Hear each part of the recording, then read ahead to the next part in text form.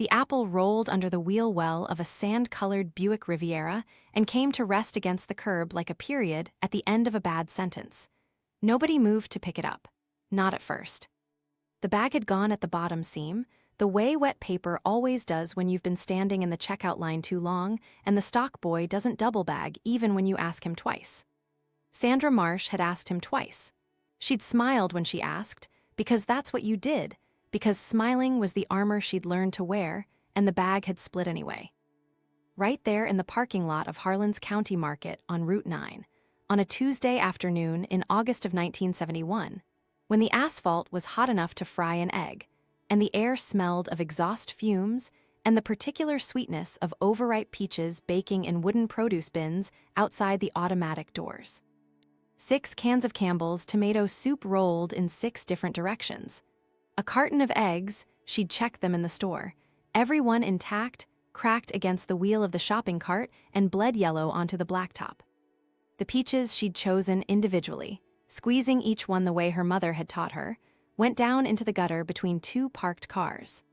A box of Tide laundry detergent burst at the corner and exhaled a small blue-white cloud that drifted across the parking lot like the ghost of something clean. Sandra went to her knees on the hot asphalt without a second thought, because the groceries were $32.60, and that was 4 hours of her existence accounted for, and you don't just leave $32 on the ground. She was wearing her good slacks, the white ones, because Warren liked her to look presentable when she ran his errands. She'd stopped thinking about what she liked to wear somewhere around 1968. She reached for the nearest can of soup and then reached for the next one, moving on her hands and knees with the automatic efficiency of a woman who'd learned to clean up messes fast. That was when Warren Marsh laughed. It wasn't a short laugh. It wasn't the involuntary kind that leaks out before a person can stop it. It was the long, leaning back, hand on the roof of the car variety. He was standing beside the Cadillac Eldorado, Autumn Gold, 1970, a car he referenced in most conversations as though it were a third family member of higher standing, with one hand on the door and the other wrapped around a cigarette, and he laughed the way men laugh when they believe the universe has staged something purely for their entertainment. "Lord Almighty," he said, loud enough for the 2 women loading bags into a station wagon 2 spaces over to hear. "Can't even carry groceries." Sandra didn't look up. She was rolling cans toward herself with both hands. Warren dropped his cigarette, ground it under the toe of his Italian loafer, Oxblood, because he bought nothing that wasn't the best, or what he understood to be the best. And then he reached out with that same loafer and kicked the apple. Not at her. He aimed it at the drain at the edge of the curb, a casual flick of the foot, the way you'd kick a stone. But he was watching her when he did it, making sure she saw. The apple hit the drain cover with a hollow aluminum clang and sat there. "Get up," he said. "You're embarrassing yourself." She was. She knew it. The 2 women at the station wagon had stopped moving. A teenage boy on a bicycle near the entrance had stopped pedaling and was straddling his Schwinn with one foot on the ground, watching. An older man in a short-sleeved shirt was pretending to study his grocery receipt. Everyone in that parking lot who had a conscience had gone very still, the way people do when they want to intervene and don't know how, and so instead they become witnesses. Sandra gathered what she could, a can of soup. The Tide pressed shut at the broken corner. She stood up, white slacks ruined at both knees, and she did not look at her husband's face. She didn't need to. She'd memorized it years ago, memorized the particular shape his satisfaction took. What she did not see, because her eyes were down, because she was calculating how to carry what remained with 1 bag and 2 arms, was the beige Plymouth Fury that had turned off Route 9 into the Harlan's County Market, lot approximately 45 seconds earlier, at a pace that suggested no particular urgency. It rolled between the painted lines with the quiet authority of something that didn't need to make noise to be significant. It parked 3 spaces from the Eldorado. The engine ticked once, twice, then held its silence. The door opened. Sheriff Cal Miller was 61 years old and had been the elected law of Denton County since 1959. He'd come home from Korea in 1953 with a piece of North Korean shrapnel in his left shoulder that the surgeons had decided to leave, because removing it was more dangerous than tolerating it. And on cold mornings, it reminded him of its presence the way an old debt reminds you of itself. Quietly, persistently, without apology. He was not a large man in the way that intimidates by dimension alone. He was medium height, medium build, with gray at his temples, and a face that had been weathered by 2 decades of Denton County summers until it had the texture and the color of good saddle leather. He wore his uniform the way a carpenter wears his tools. It wasn't a costume. It was the thing he'd reached for every morning for 12 years because it meant something, to him and to the county both. He had come to Harlan's for a pound of coffee and a copy of the Tuesday paper, which Harlan kept behind the counter for him because the rack outside always sold out by 9. He'd got halfway across the parking lot when the bag split. He'd stopped when Warren kicked the apple. He stood now, hat in hand. He'd just taken it off to wipe the sweatband with his thumb, a routine, unconscious gesture, and he watched Warren Marsh say something to Sandra Marsh that did not require volume to be cruel. Because the angle of his head and the movement of his lips told the whole story. Warren had not yet seen him. Most men in Denton County had an instinct about when Sheriff Miller entered a room or a parking lot or a gas station. It was something that communicated itself the way temperature communicates itself before you consciously register the cold. Warren Marsh was not from Denton County. He'd come down from the city 18 months ago with his Eldorado and his Italian shoes and his architectural firm business cards, and he had the loud confidence of a man who believed that money was a universal translator, and that local law enforcement in towns like this was the equivalent of furniture. Present, necessary in a vague sense, and fundamentally unthreatening to anyone of his station. He was still explaining to Sandra what she should have done differently. Something about asking the boy to carry the bags, something about planning ahead, when he became aware, by the particular quality of silence in the parking lot, that something had changed. He turned. Sheriff Miller was standing 8 feet away. He wasn't moving toward Warren. He wasn't reaching for anything on his belt. He wasn't doing anything that could be described as a gesture or an action. He was simply standing in the August heat with his hat held at his side, and he was looking at Warren Marsh with an expression that contained, if you could read it, the full recorded history of every sorry piece of work he'd seen in 40 years of living and 12 years of keeping the peace in this county. It was not anger. Anger is loud and angular. This was quieter and more permanent than anger, the way bedrock is quieter and more permanent than the weather that moves across it. The laughter died. Not gradually, not the way a fire dies when you stop feeding it. It simply stopped, like a switch had been thrown. And what replaced it on Warren Marsh's face was something that moved through several stations in rapid succession. Confusion, recalibration, a reaching for the old confidence, before settling, involuntarily, on something that a fair witness would have called the early border of fear. It had taken less than 2 seconds. The teenage boy on the Schwinn would tell his friends about it that evening and not be able to explain it adequately. The 2 women at the station wagon would discuss it at length over the phone that night, and one of them would say, "He just looked at him," and the other would say, "I know," and there would be a pause, and neither would need to add anything else. Sheriff Miller put his hat back on.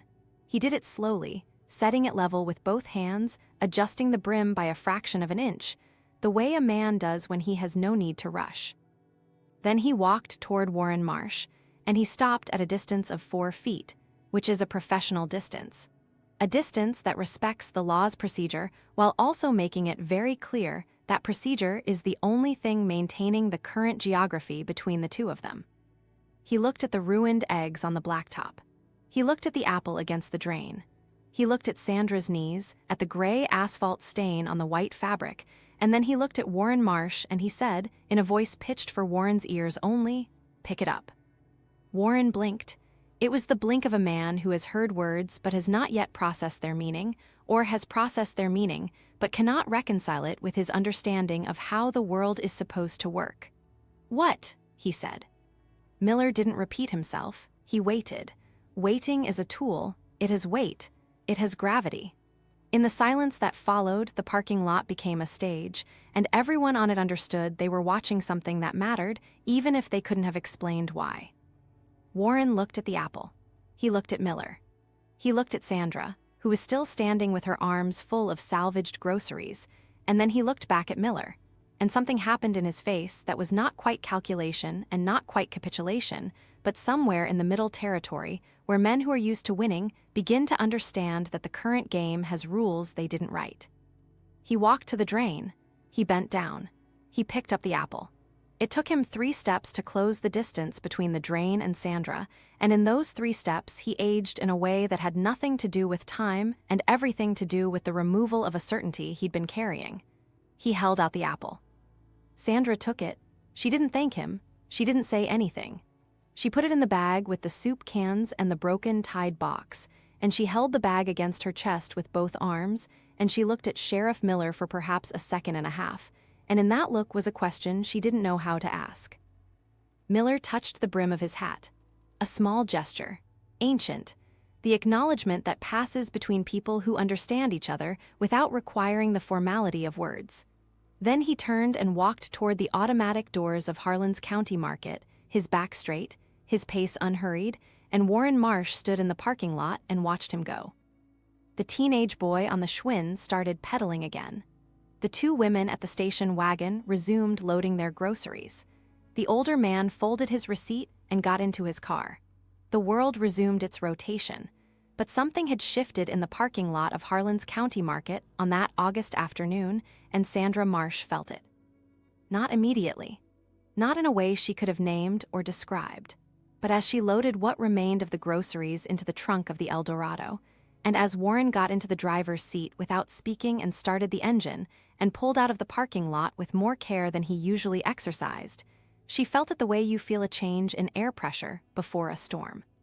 Something had moved. Something had been shown to be movable. And though she didn't have the language for it yet, though she wouldn't have the language for it for another 6 months, what she felt in that moment was the first molecule of possibility entering a room that had been sealed for a very long time. Sheriff Miller bought his coffee and his newspaper. He nodded to Harlan at the register. He walked back out into the August heat and got into the Plymouth Fury and sat for a moment with the door open and the engine off, letting the heat dissipate slightly, and he thought about Sandra Marsh's face and the way Warren Marsh had laughed. And he thought about the fact that he'd seen that particular laugh before, in other parking lots, in other contexts, and he thought about the statistical likelihood that what he'd witnessed was an isolated incident versus the opening paragraph of a longer and darker story. Then he started the engine. He had roads to drive. Denton County was 234 square miles of valleys and ridges and creek beds. And timber roads and county routes, and Sheriff Miller drove them the way a shepherd walks a pasture, not because there's always trouble, but because there might be, and because the driving itself was a form of presence that mattered. He turned left out of the parking lot. The Eldorado had turned right. He noted this. He noted most things. It was the nature of the work. 3 months later, on a Thursday evening in November when the leaves had turned, and the air had the particular cold clarity of late autumn in Tennessee, Sandra Marsh walked into the Denton County Sheriff's office at 17 minutes past 5. Miller was at his desk, working through a stack of reports that seemed to regenerate faster than he could process them. The door opened. He looked up. Sandra Marsh stood in the doorway with a brown leather suitcase in her right hand and a look on her face that Miller recognized immediately because he'd seen it before, on other faces, in other doorways, and it was the look of someone who has made a decision that required everything they had. "Mrs. Marsh," he said. He stood up, not because protocol required it, but because the moment required it. "Come in." She came in. She closed the door behind her. She set the suitcase down beside the chair across from his desk, and she sat down, and she folded her hands in her lap with a precision that suggested she was holding herself together by force of will and geometry. "I need to make a statement," she said. Her voice was steady. Miller had heard a lot of voices in this office. Steady didn't always mean calm. Sometimes steady meant the person speaking had allocated every available resource to the task of not falling apart, and there was nothing left over for inflection or emotion. "All right," Miller said. He opened his desk drawer, took out a yellow legal pad and a pen. He dated the top of the page. He wrote her name. Then he set the pen down and looked at her and waited, because rushing this kind of thing was like rushing surgery. You had to let it happen at the speed it needed to happen. Sandra looked at her hands. She looked at the suitcase. She looked at the window behind Miller's desk, where the November light was failing into the particular blue dusk of late autumn. Then she looked at Miller and she said, "My husband hits me. He has been hitting me for 2 years. I need it to stop, and I don't know how to make it stop, and I'm asking you to help me." She said it in one breath, the way you say something you've been rehearsing.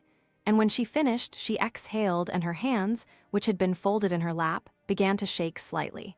And she pressed them together harder to make them stop. Miller picked up the pen. "When was the last time?" he said. "Yesterday," she said. "What happened?" she told him. It took 20 minutes. Miller wrote it down. He asked questions. Clarifying questions. Time, location, witnesses, injuries, the history of it, the pattern of it, the escalation of it. He didn't rush her. He didn't interrupt. When she cried, which she did twice, he handed her the box of tissues from the corner of his desk and waited until she was ready to continue. When she finished, he read the statement back to her, every word, to make sure he'd gotten it right. She confirmed it. He had her sign it. Then he set the legal pad aside and looked at her. "Where are you staying tonight?" he said. "My sister's," she said. "Carol, she lives on Maple Street." "Good," Miller said. "Do you need a ride there?" "No," she said. "I have my car." "Does he know where your sister lives?" "Yes." Miller thought about this. "All right," he said. "I'm going to talk to him, tonight, before he knows you've been here." "What will you say?" Sandra asked. "The truth," Miller said. "That you've made a statement.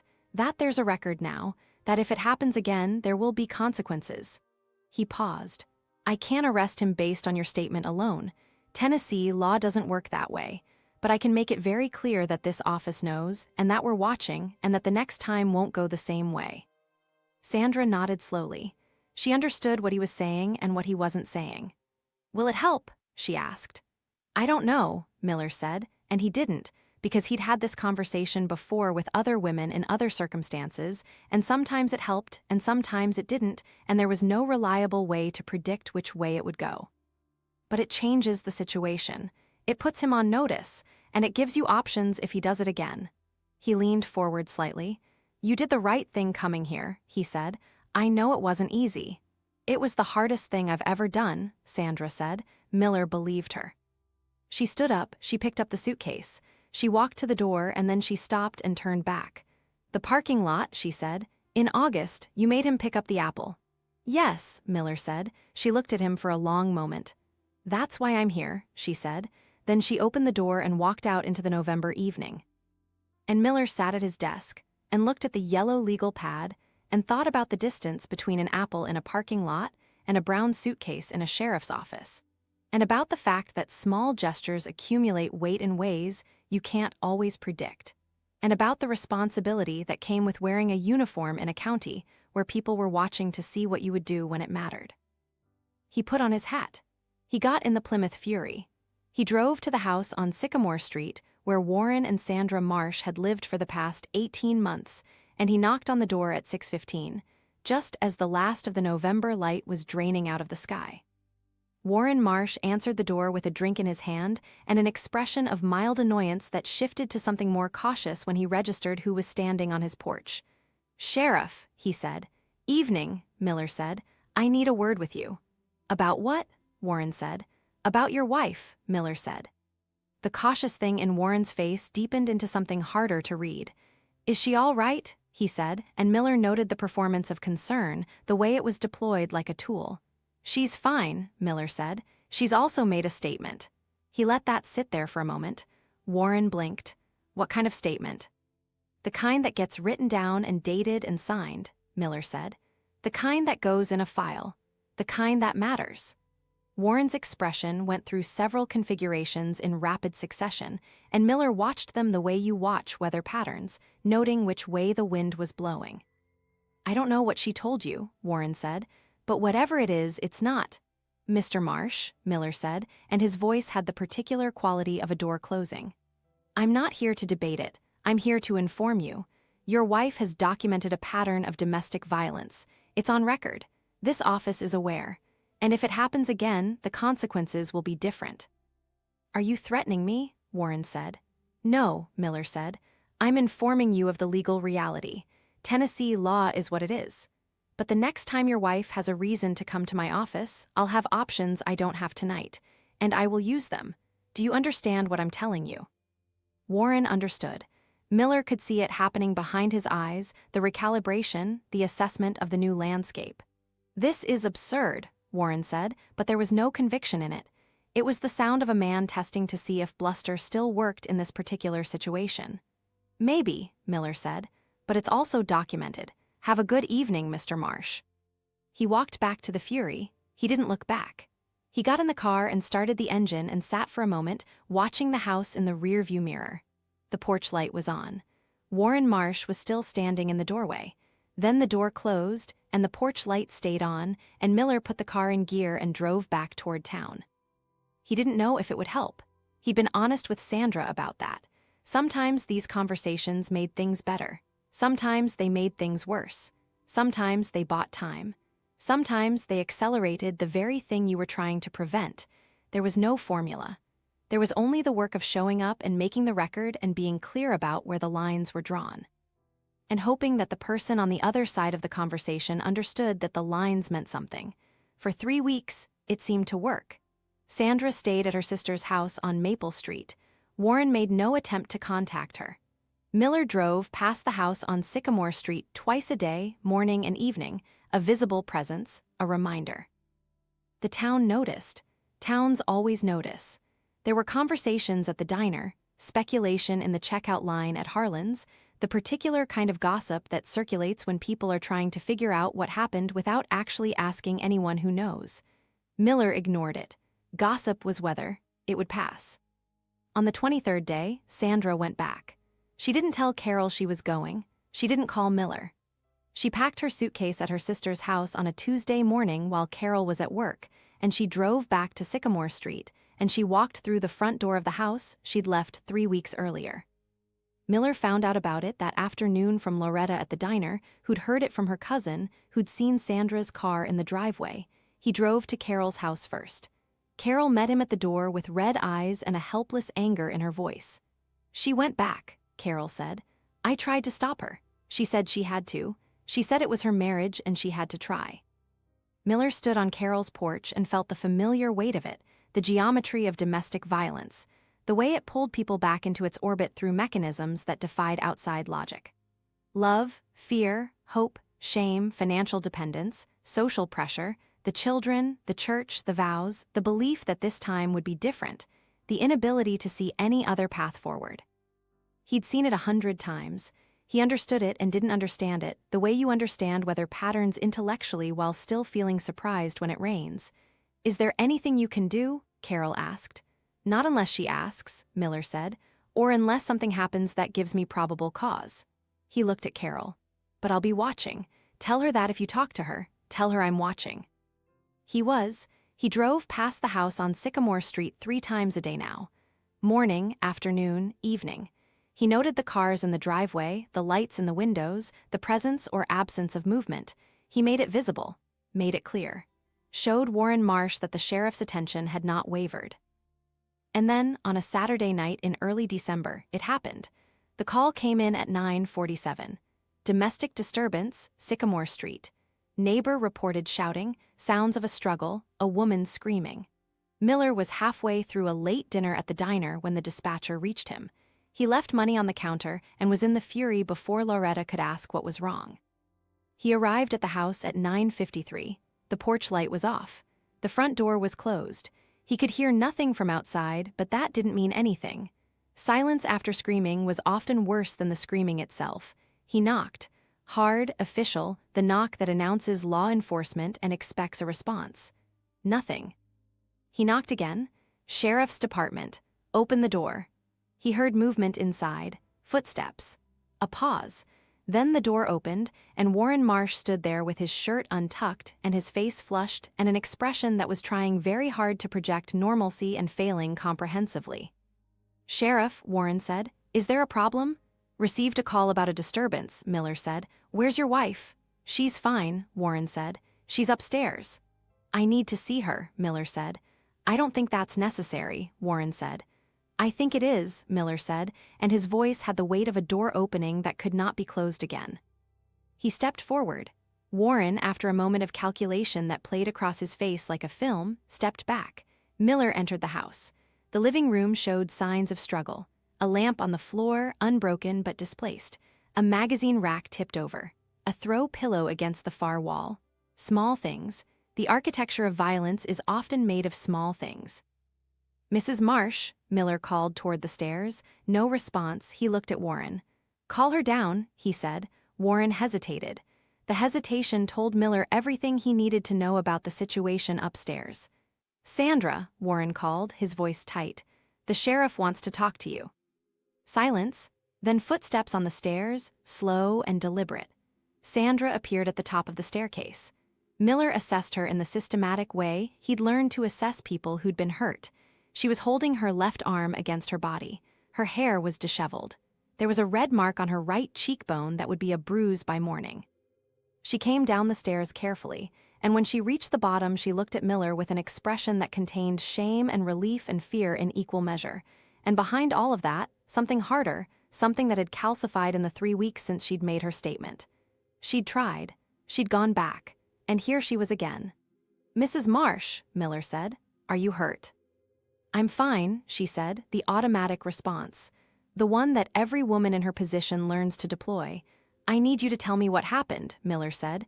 "We had an argument," Sandra said. "It got out of hand." "Did he hit you?" Miller asked. The question was direct. It required a yes or no. Sandra looked at Warren, then she looked at Miller. "Yes," she said. The word hung in the air like a bell that couldn't be unrung. Miller turned to Warren. "Mr. Marsh," he said, "you're under arrest for assault." He said it calmly, without emphasis, the way you state a fact. Warren's face went through several rapid transformations, landing on outrage. "This is ridiculous," he said. "You can't arrest me in my own house." "I can and I am," Miller said. He took the handcuffs from his belt. "Turn around, please." "Sandra," Warren said, turning to her, his voice shifting to something that might have been pleading or might have been threat. It was hard to tell in the moment. Tell him it was an accident." Sandra said nothing. She stood at the bottom of the stairs with her hand on her arm and her future hanging in the silence. And then she said, very quietly, "It wasn't an accident." Warren stared at her. Miller saw the moment when Warren understood that something fundamental had shifted, that the old levers didn't work anymore, that the geography of this marriage had changed in a way he couldn't navigate back from. "Turn around," Miller said again. Warren turned around. Miller cuffed him. "Read him his rights." The words were familiar, worn smooth by repetition, but they mattered every time. He walked Warren out to the Fury, placed him in the back seat, closed the door. Then he walked back into the house. Sandra was still standing at the bottom of the stairs. She hadn't moved. "Mrs. Marsh," Miller said, "I need to take your statement, and we need to document your injuries." She nodded. "Can I get my things first?" she asked. "Yes," Miller said. "Take your time." She went upstairs. Miller waited in the living room, standing among the displaced objects, the physical evidence of what had happened here. She came back down 10 minutes later with the same brown suitcase she'd brought to his office 3 weeks earlier. She'd changed her shirt, washed her face. The red mark on her cheek was darker now, deepening toward purple. "I'll drive you to your sister's after we finish at the station," Miller said. "Okay," Sandra said. They walked out together. Warren was in the back of the Fury, staring straight ahead. Sandra didn't look at him.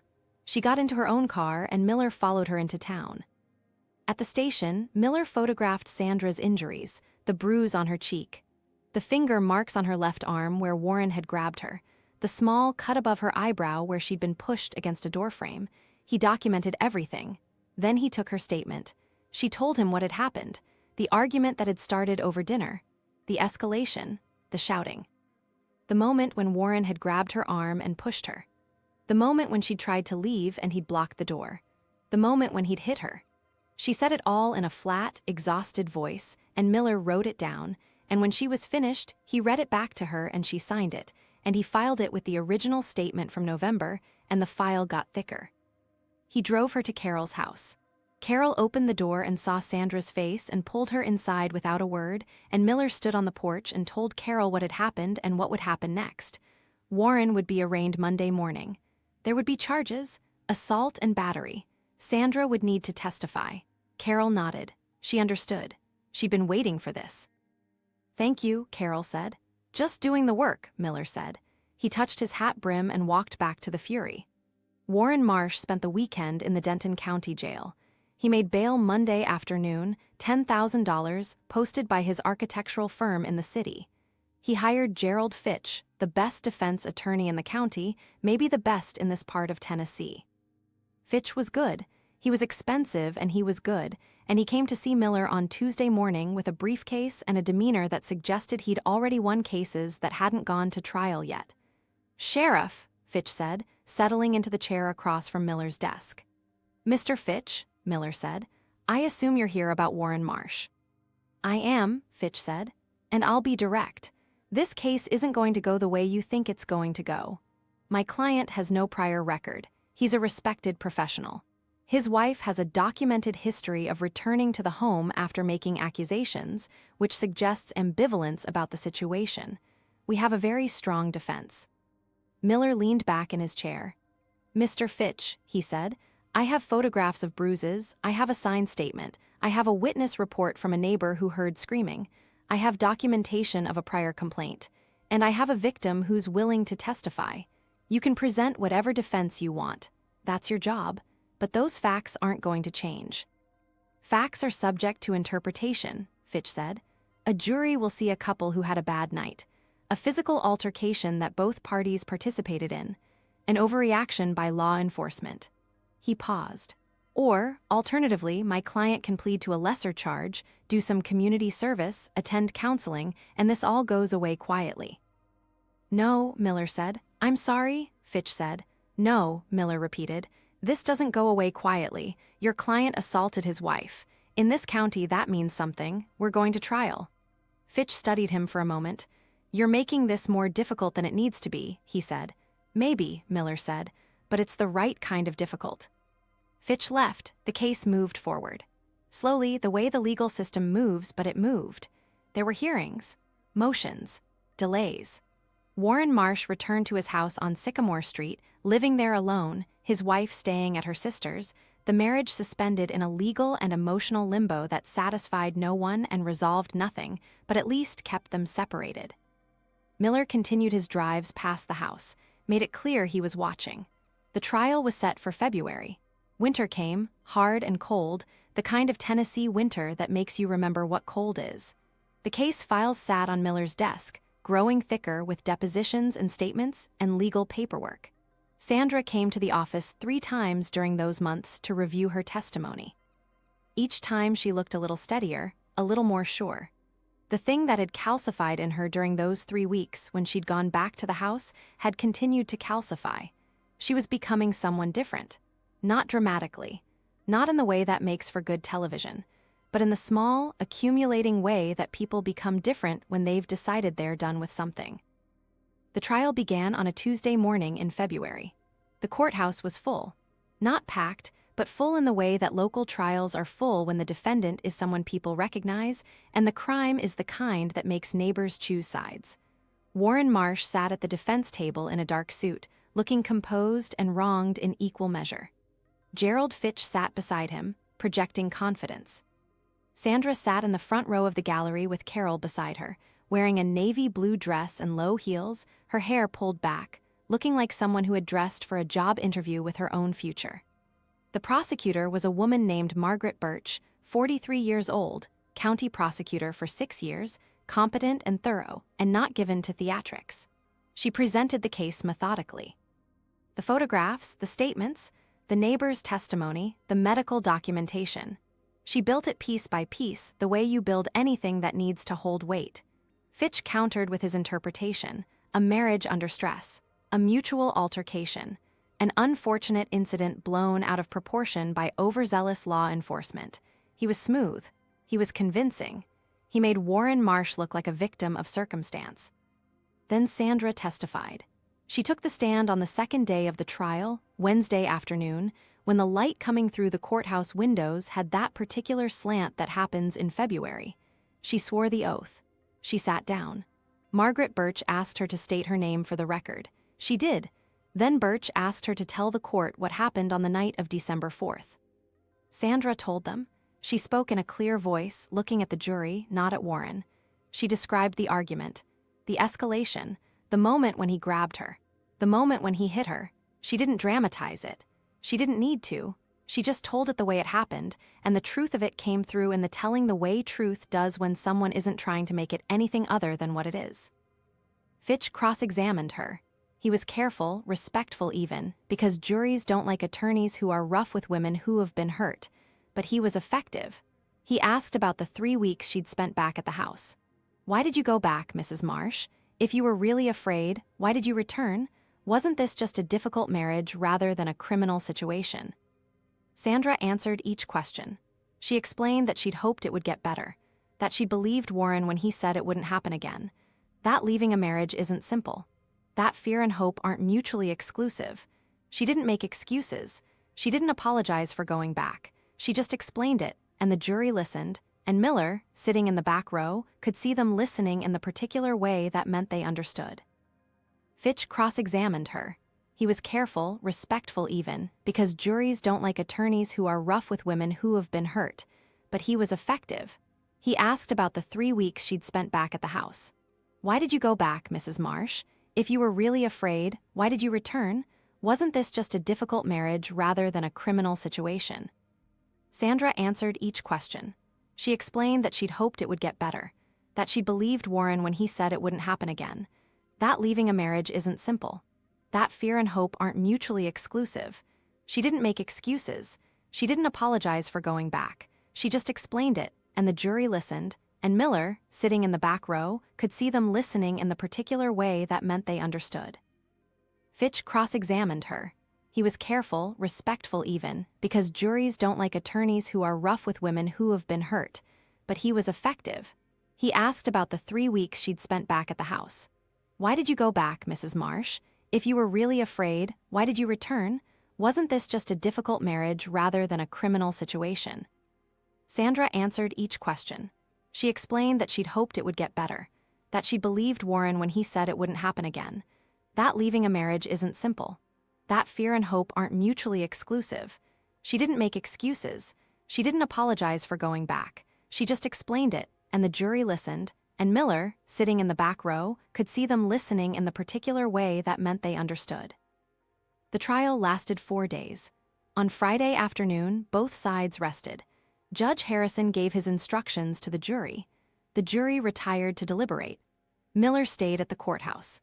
He sat in the hallway outside the courtroom, drinking coffee from a paper cup, waiting the way everyone waits when a jury is out, knowing that the waiting is part of it, that justice takes the time it takes. The jury came back at 8:07. Miller sat in the back row. The foreperson was a woman in her 50s, a farmer's wife from the north part of the county whom Miller knew by sight and not by name, and she stood with the verdict form and read the finding in a clear voice that carried to the back row without effort. Guilty. On the primary count. On the secondary count. The room received this in the way rooms receive verdicts, a collective held breath releasing in various directions, some people absorbing, some people reacting, the formal machinery of the law moving immediately into its next phase, Birch noting the verdict for the record, Fitch requesting a poll of the jury, the poll being conducted and confirming what the foreperson had read. Miller did not react visibly, because the verdict was not about him. He watched Sandra Marsh in the front gallery row. She had her hand over her mouth and her sister's arm around her shoulders, and she was looking at the bench and not at the defendant's table. And after a moment she lowered her hand and straightened and exhaled, and the exhale contained, Miller thought, approximately 18 months of compressed and accumulated weight. And he watched it leave her in that breath, and thought about trees righting themselves after wind, and thought she had done it. She had held the vertical through all of it and arrived here, and the verdict was real, and in the record, and nobody could take it back. Warren Marsh stood at the defense table with Gerald Fitch beside him, and received the verdict with the expression of a man who has understood for some time that this was the probable destination. And he watched it leave her in that breath, and thought about trees righting themselves after wind, and thought she had done it. She had held the vertical through all of it and arrived here, and the verdict was real, and in the record, and nobody could take it back. Warren Marsh stood at the defense table with Gerald Fitch beside him, and received the verdict with the expression of a man who has understood for some time that this was the probable destination. and has nonetheless not fully believed it until this moment, and the not fully believing is visible as its belief is finally required. He did not look at Sandra. He did not look at the gallery. Sentencing was set for March. Birch read the bail conditions, modified now to account for the verdict, and the bailiff moved with purpose, and the room began its dissolution into coats and conversations. And the various businesses of people who have witnessed a thing and must now return to their ordinary lives carrying the knowledge of it. Miller put on his hat. He walked out of the courthouse into the February night, which was cold and clear, the cloud cover that had held since Sunday finally broken and moved off to the east, and the stars above the courthouse square were the winter stars, Orion above the ridge. The cold, bright, particular stars of February in Tennessee, sharp as fact. He stood on the steps and breathed the cold air. Across the square, through the diner window, he could see Loretta moving behind the counter with the efficiency of long practice, the coffee pot in her hand, the neon sign above the window throwing its amber light on the sidewalk. An ordinary Tuesday night, an ordinary county going about its business. He heard the courthouse door open behind him and footsteps, and then Sandra Marsh was standing beside him on the steps with her coat on and her breath clouding in the cold air. And Carol was behind her giving them the distance that a sister gives when she understands a moment doesn't include her. Sandra stood beside him and looked at the square for a moment and said nothing, and he said nothing. And the cold air moved between them and the stars were where they were, and the neon was amber on the sidewalk, and Loretta moved behind the diner window with her coffee pot. Then Sandra said, "I want to tell you what the tree is." Miller waited. "There's an elm in the backyard of the house on Sycamore," she said. "Big one. Been there since before the Fentons built the house, you can tell by the size of it.